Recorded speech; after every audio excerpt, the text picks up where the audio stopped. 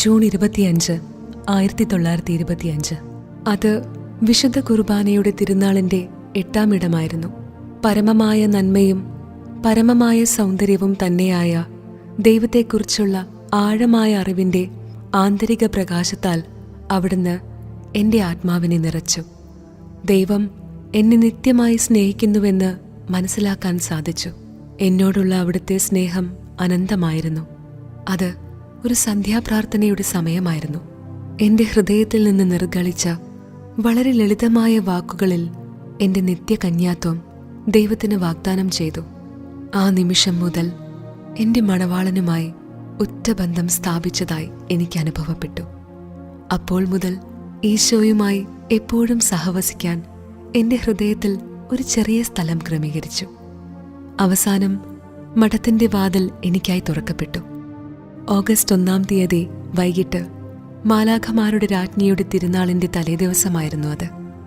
ഞാൻ അതീവ സന്തോഷവതിയായിരുന്നു.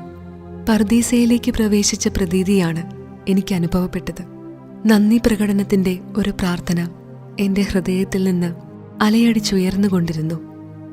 എന്നാൽ 3 ആഴ്ചയ്ക്കു ശേഷം വളരെ കുറച്ച് സമയം മാത്രമേ ഇവിടെ പ്രാർത്ഥനയ്ക്കായി ലഭിക്കുകയുള്ളൂ എന്ന വസ്തുത ഞാൻ മനസ്സിലാക്കി. ആയതിനാൽ കൂടുതൽ കർശനമായ നിയമങ്ങളുള്ള ഒരു സന്യാസ സമൂഹത്തിൽ ചേരുവാൻ എൻ്റെ ആത്മാവ് പല ന്യായങ്ങൾ നിരത്തി എന്നോട് ആവശ്യപ്പെട്ടുകൊണ്ടിരുന്നു. എൻ്റെ ആത്മാവിൽ ഈ ചിന്ത രൂഢമൂലമായി. എന്നാൽ അത് ദൈവതിരുമനസ്സായിരുന്നില്ല.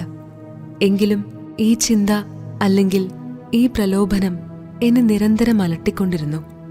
അവസാനം ഒരു ദിവസം മദർ സുപ്പീരിയറിനോട് എൻ്റെ വിടവാങ്ങലിനെ പറ്റിയും മഠം വിടുന്നതിനെ പറ്റിയും പറയുവാൻ ഞാൻ തീരുമാനിച്ചു.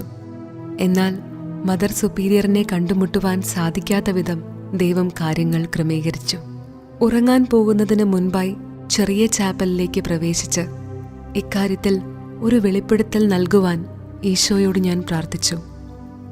എന്നാൽ എനിക്ക് മനസ്സിലാക്കാൻ സാധിക്കാത്ത തരത്തിലുള്ള ഒരു പ്രത്യേക അസ്വസ്ഥതയല്ലാതെ മറ്റൊന്നും എനിക്ക് അനുഭവപ്പെട്ടില്ല.